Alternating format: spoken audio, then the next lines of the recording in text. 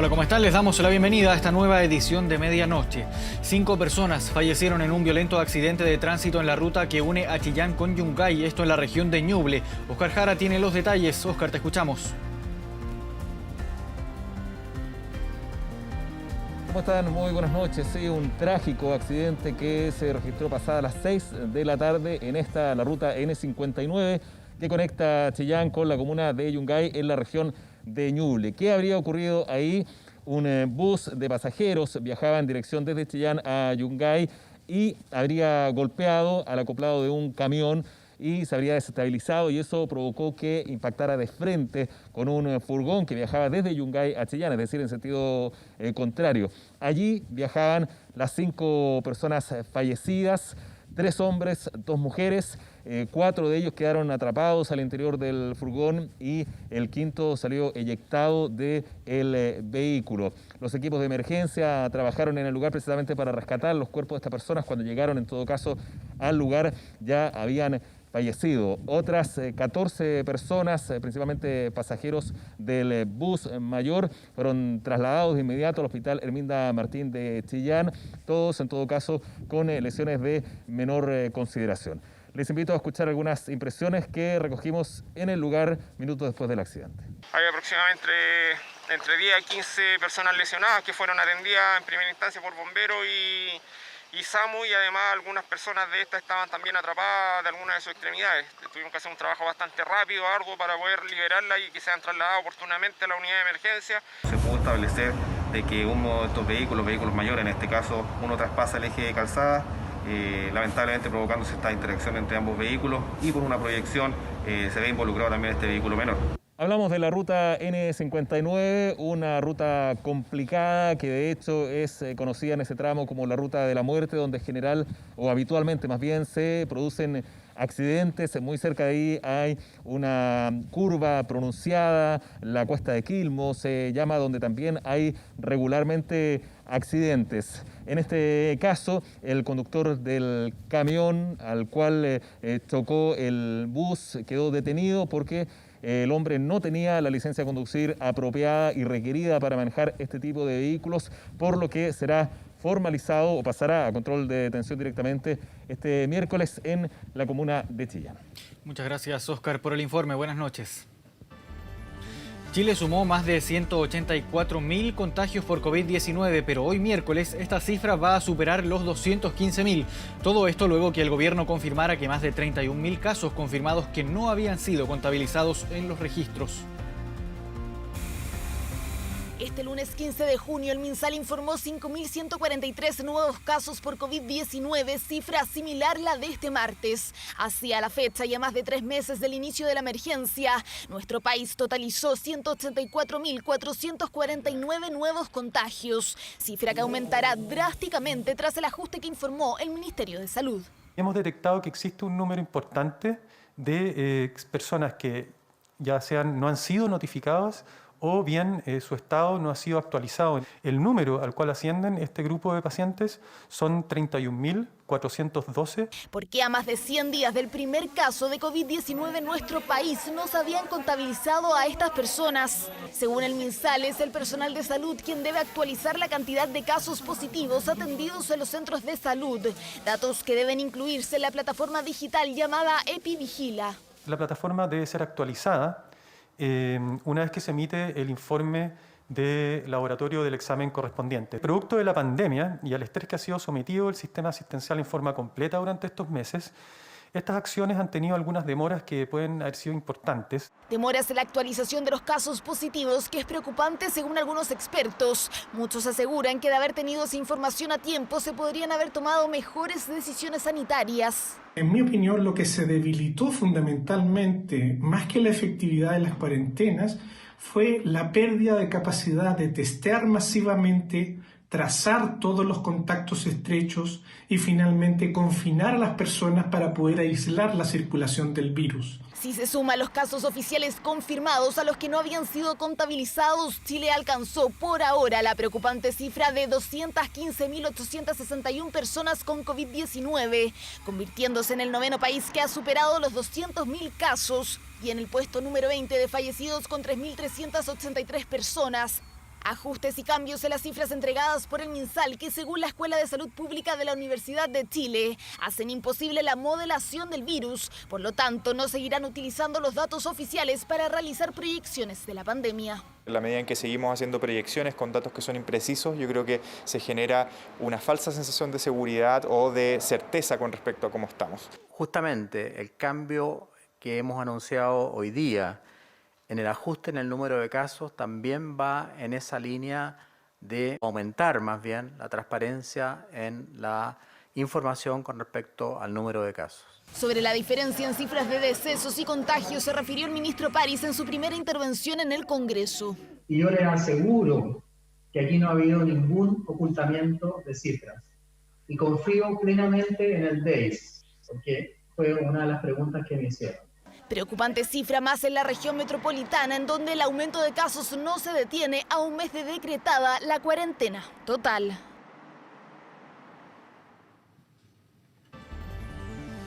Las clínicas privadas están al tope y aseguran que han llegado a casi toda su capacidad. Hay pacientes esperando en camas de urgencia, pero el gobierno les pide un esfuerzo extra.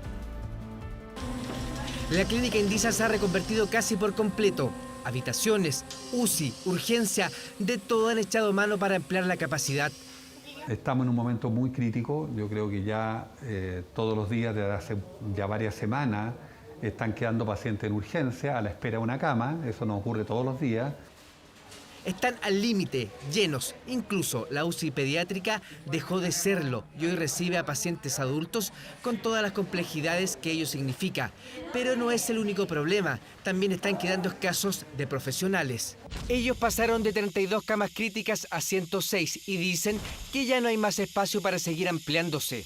Lo mismo le pasa a la red UC Christus, donde triplicaron sus camas y también aseguran estar escasos de personal.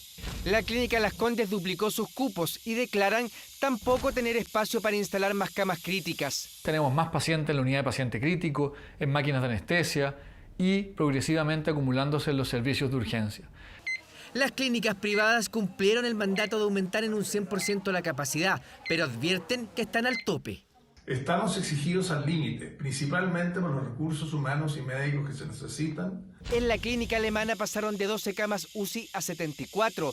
También dicen estar exigidos al máximo y aclararon que en promedio 10 pacientes al día esperan en urgencias por una cama. Pese a todos los esfuerzos, el panorama sigue siendo duro y el gobierno les está pidiendo aún más. Estamos pidiendo un esfuerzo adicional, ya que es necesario, yo dije al comienzo, por la situación difícil que estamos viviendo.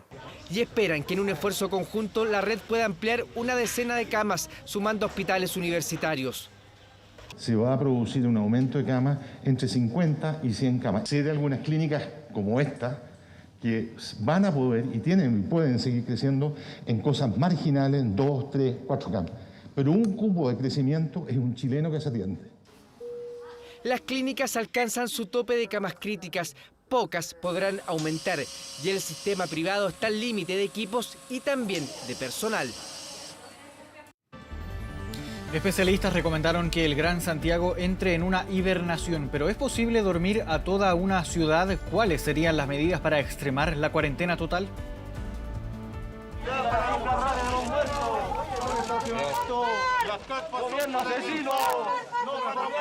En este ambiente, en uno de los pasillos del Hospital San José, fue recibido por cerca de 15 funcionarios el ministro de Salud, Enrique París.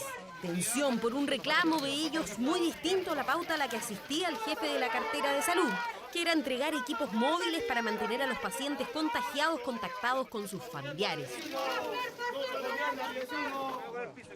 Tensión que volvió a repetirse a su salida. Su equipo de seguridad. La gente tiene derecho a manifestarse, no tengo ningún problema con eso. Tiene todo el derecho a manifestarse y a mí me gusta escuchar, digamos, las opiniones divergentes y tratar de buscar soluciones. Así que vamos a tratar de buscar soluciones para ello. Los funcionarios explicaron a qué se debía su reclamo. Exigen mejorar la infraestructura de hospitalización que acusan no es digna. Nosotros tenemos carpas con hospitalizados COVID. Esas carpas se inundaron, no se llovieron, se inundaron por abajo. Un reflejo del colapso del sistema hospitalario en el que nos encontramos, con 1.470 pacientes conectados a ventilación mecánica invasiva y 376 de ellos luchando contra el COVID-19 en estado crítico. Esta gráfica refleja que la cantidad de casos nuevos que día a día se suman todavía no presenta una clara tendencia a la baja. En promedio, en la última semana, se han tomado 18.134 exámenes PCR, un 33,14% de positividad. Para reducir esta cifra, habría que triplicar la cantidad de exámenes, un imposible en el corto plazo. La cuarentena no está dando los resultados que urgentemente necesitamos. El Centro de Estudios Espacio Público, en su último reporte, insiste en la necesidad de acciones más drásticas. Según ellos, el Gran Santiago debe entrar en hibernación. La Universidad de Oxford tiene un observatorio internacional que muestra qué tan estrictas son las medidas que se están adoptando en cada país. Chile está, digamos, en este índice con medidas más laxas que cualquiera de sus vecinos. Digamos, está con medidas más laxas que Argentina, que Perú y que Bolivia. Hoy en Chile reportamos más casos al día que Italia en su pic. En el país europeo, cuando las cifras estaban así de desbordadas, se decidió incrementar las medidas restrictivas. Todas esas propuestas que tienen que ver con la toma de decisiones con respecto a cuarentenas, hibernación, toque de queda, se manejan los días miércoles y ellos serán los encargados de dar respuesta a esas solicitudes. Esta tarde la autoridad sanitaria se reunió remotamente con el Centro de Estudios. Aún hay que evaluar las medidas a extremar, como puede ser aumentar el rango horario del toque de queda o restringir el número de empresas con permiso para funcionar. También se puede disminuir aún más la movilización de vehículos particulares e incluso de los servicios de delivery. Definiciones que estarán sobre la mesa en la reunión de mañana en La Moneda. Diálogo en donde se determinarán las acciones para enmendar el rumbo. Lo que sí se encargó de descartar el ministro de Salud fue un mensaje que circulaba por WhatsApp y otras redes sociales que indicaban algunas medidas adicionales a partir del 21 de este mes. Ese mensaje es falso. Un operativo sorpresa de la Policía de Investigaciones logró detener esta noche a 9 personas por no tener los permisos para circular en cuarentena en el mercado Tirso de Molina. Se trató en su mayoría de quienes venden productos en el sector de la comuna de Recoleta con las mínimas medidas sanitarias. Si bien todos los arrestados no tenían coronavirus, estaban realizando comercio clandestino y no cuentan con permisos para circular. La gran mayoría de las personas aseguran no tener otro sustento para vivir, razón por la que decidieron comercializar productos. En el operativo participaron casi 20 detectives y los controles son realizados todos los días para fiscalizar el cumplimiento de la cuarentena. Procedimos a hacerle las consultas, son todos COVID negativos, pero el 80% de las personas detenidas se encontraban haciendo comercio clandestino en esta esquina, que es muy regular, es todos los días. Estas personas no quieren entender de que en este momento nos encontramos en una situación país especial, en un régimen sanitario especial, por lo tanto muchos de ellos son reincidentes. Yo tengo que saber pagar el arriendo. Si yo no pago el arriendo me voy a ir a la calle. Necesito trabajar porque el dueño de la casa no espera. A fin de mes llega y él, su arriendo, él no está ni ahí. Él está, la comida, ¿qué tuvo que hacer? ¿Es primera vez que persona detenida? Sí, primera vez. Cambiamos de tema. El alcalde de Tiltil, Nelson Orellana, falleció este martes por una falla multiorgánica. El edil estaba contagiado con COVID-19. El alcalde ingresó a la clínica Las Condes el jueves 11 en extrema gravedad, producto de una disección de la aorta mientras mantenía un diagnóstico COVID-19 positivo que le habían confirmado el pasado 29 de mayo. Se le realizó una cirugía, sin embargo tuvo una falla respiratoria severa, por lo cual fue conectado a oxigenación extracorpórea. Lamentablemente, el alcalde no tuvo una evolución positiva y murió a causa de una falla multiorgánica. Desde la comunidad de Tiltil, el gobierno y distintos sectores políticos enviaron condolencias a la familia. Y el presidente Sebastián Piñera firmó el proyecto de ley que aumenta el ingreso familiar de emergencia, además de pedir máxima urgencia a proyectos que endurecen penas por incumplir cuarentenas. La ampliación del ingreso familiar de emergencia tiene como objetivo financiar a aquellas familias que se han visto afectadas por la crisis del coronavirus, aumentando de 65.000 pesos hasta los 100.000 pesos por persona en caso de no contar con ningún tipo de ingreso formal. La iniciativa, fruto del acuerdo nacional alcanzado entre el gobierno y la oposición, contempla un plan económico de 12.000 millones de dólares en los próximos 2 años. Por otro lado, el presidente Sebastián Piñera le pidió al Congreso aprobar con la máxima urgencia las penas a aquellos irresponsables que no cumplen con las normas de la cuarentena, además de hacer un llamado a la colaboración por parte de todos los ciudadanos y a ser responsables y disciplinados. Si no contamos con la colaboración, la disciplina, la responsabilidad, lo único que vamos a lograr es que las cuarentenas no van a tener el efecto que ellas buscan. Y eso va a significar tener que prolongar las cuarentenas con todo el daño, el dolor y el sufrimiento que ellas significan. Quiero pedirle al Congreso que aprobemos con la máxima urgencia el proyecto de ley que endurece las penas a aquellos irresponsables que no cumplen con las normas de la cuarentena, que no respetan la salud y la vida de sus vecinos, de sus familiares o de sus compatriotas. Y en esto último que mencionaba el presidente Piñera, el Senado aprobó esta iniciativa para aumentar las sanciones a infractores de las cuarentenas y pasa ahora a la Cámara de Diputadas y Diputados. En otros temas, un nuevo sistema frontal de viento y lluvia ya golpea al sur del país. En Tolten, la región de la Araucanía, ráfagas de hasta 100 kilómetros por hora destruyeron una vivienda. Mire. Vino a verle la casa al Reinaldo y después cuando llegó a la casa sentó y él vio cómo voló. Yo vi como una ráfaga que venía de arriba. Como que lo pescó de vuelta y lo dejó caer ahí mismo. Un poquito más, como está, ahí se ve. Ahí se ve, dijo don Reinaldo Traillanca, apuntando a lo que era su casa.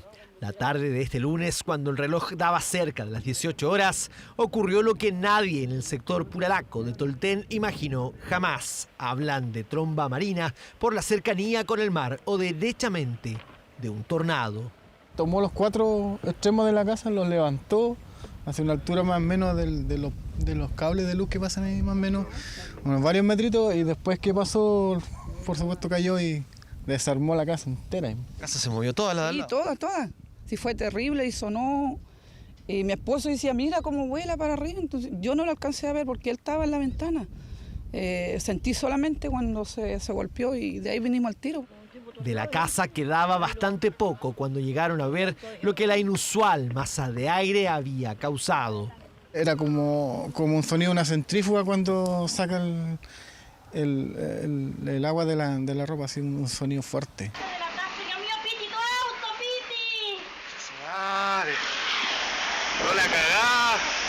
En agosto del año 2016 ocurrió algo similar a solo unos kilómetros. En aquella oportunidad, un tornado giró en 360 grados una casa y destruyó otra. Sea lo que sea que haya dejado a esta vivienda en estas condiciones, tiene relación directa con el sistema frontal instalado en la zona.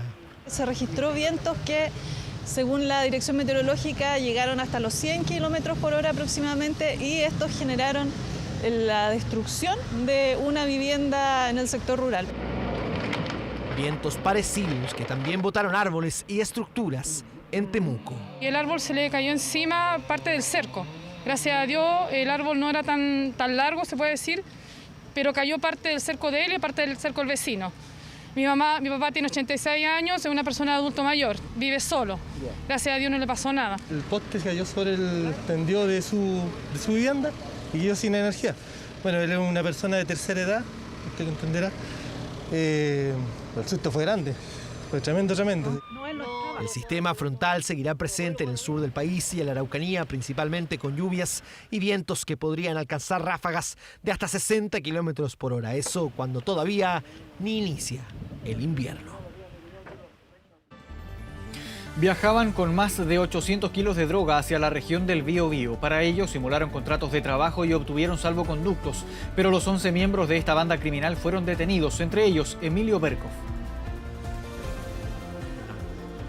Más de 800 paquetes de cocaína base, 3.200 millones de pesos en droga que tenían como destino Concepción y comunas vecinas. Un cargamento de casi 1 tonelada que la Policía de Investigaciones interceptó cuando la banda que realizaba el traslado venía de regreso a la región del Biobío. Pero ellos han burlado todos los controles para poder traer esta droga a la zona sur, y aquí también entendiendo de que el valor de la droga hoy día ha ido superándose por la escasez, están los controles fronterizos cerrados y por lo tanto el ingreso a la droga ha sido más difícil. Fue la forma de actuar también la premisa de esta banda, que en total la componían 11 sujetos a los que la PDI venía siguiendo en una investigación por una de las mayores operaciones antidroga. La banda atravesó en auto desde el norte del país en medio de la pandemia. Controles sanitarios, cuarentenas y toque de queda. Viajaban con salvoconductos. No están obtenidos para un viaje particular, sino que están obtenidos bajo contratos de trabajo que presumimos simulados, de tal manera que el viaje se organiza como bajo un contrato con empresas. De los 11 detenidos, la mayoría tenía domicilio en comunas de la provincia de Arauco. Hay ciertos antecedentes respecto a vínculos entre delincuencia organizada y, por supuesto, las acciones de violencia que hemos visto en la macrozona sur. Pero en este caso en particular, eso lo va a determinar la justicia. De hecho, el procedimiento no solo llamó la atención por la cantidad de droga. Entre los imputados había un nombre conocido, Emilio Berkov Jerez, sindicado por años como uno de los líderes de la coordinadora Arauco-Mayeco. En 2015 fue condenado a 5 años y 1 día por porte de arma y municiones. Ahora fue capturado junto a los integrantes de esta banda. No nos interesan los nombres de las personas. A nosotros nos interesa que si hay delincuentes involucrados, los vamos a perseguir y los vamos a llevar donde corresponde. Respecto de ese vehículo, ahí se está cometiendo... Los 11 imputados fueron formalizados este martes por el delito de tráfico de drogas. El Tribunal de Garantía decretó la prisión preventiva para todos. Además, un plazo de investigación de 6 meses. Una banda desarticulada. En lo que va de este año, la Policía de Investigaciones ha desbaratado 160 organizaciones criminales. Una de las grandes batallas es justamente contra el crimen organizado. Por eso la semana pasada el presidente de la República presentó la ley que introduce una serie de modificaciones a la ley de droga y que va a permitir la enajenación o el decomiso temprano de los bienes del narcotráfico. Batalla contra el narcotráfico que este martes marcó un avance importante, con 11 imputados ahora privados de libertad y con 824 kilos de cocaína base que no llegaron a su destino. Internacional. Llega el momento de revisar noticias del mundo en medianoche. Donald Trump firmó un decreto para una reforma limitada de la policía en medio de las protestas contra el racismo. El mandatario estadounidense responde así al movimiento contra el abuso que sacude al país. Trump anunció este decreto y puso fin a las técnicas de estrangulamiento como método de presión en un arresto y busca proporcionar incentivos financieros a aquellos departamentos de policía que mejoren su formación y estándares sobre el uso de la fuerza. Una reforma mucho más modesta de lo que piden los activistas en las protestas.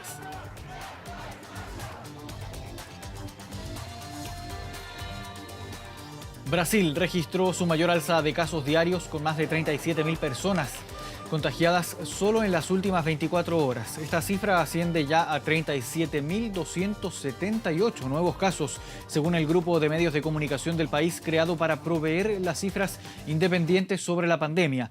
El total de personas contagiadas suma más de 928.000 casos. La cantidad de muertes durante el último día fue de 1.338, lo que ya suma más de 45.400 fallecidos en todo el país, la segunda mayor cantidad de decesos y transmisiones a nivel global, solo después de Estados Unidos. Y un grupo de investigadores logró comprobar que un medicamento barato logra salvar vidas de pacientes graves con coronavirus, reduciendo hasta en 1/3 la mortalidad. Dexametasona es un fármaco de fácil acceso en todo el mundo y puede ayudar a salvar vidas de pacientes graves a causa del coronavirus, según un estudio de la Universidad de Oxford. El equipo investigador cree que el tratamiento a base de dosis bajas de esteroides supone un gran avance en la lucha contra el COVID-19 al reducir el riesgo de muerte en 1/3 de aquellos pacientes que se encuentran conectados a ventiladores mecánicos. Crece la tensión en la península coreana luego que el régimen de Corea del Norte hiciera explotar la oficina de enlace entre los dos países. Corea del Norte destruyó la oficina de relaciones con el sur en la ciudad fronteriza de Kaesong después de días de críticas y amenazas por parte de Pyongyang. La demolición de este edificio, ubicado en un territorio norcoreano, se da luego de una amenaza de la hermana del dictador Kim Jong-un, que dijo que el ejército está totalmente preparado para actuar contra su vecino. Volvemos ahora a Europa, porque fue autorizada la reapertura de los cines en Italia. Fue así como poco a poco la gente comenzó a volver a las salas que reiniciaron sus operaciones con nuevas reglas de seguridad.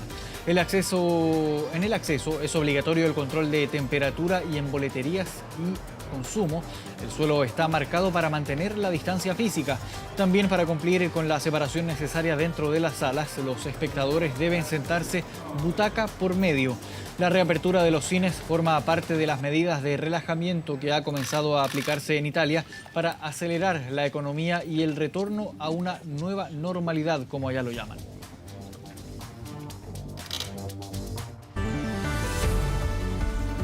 A esta hora tenemos una temperatura de 9,2 grados. Atención porque hoy miércoles, Santiago va a tener lluvia con una máxima de 11 grados. Antofagasta tendrá cielo despejado con una máxima de 18 grados.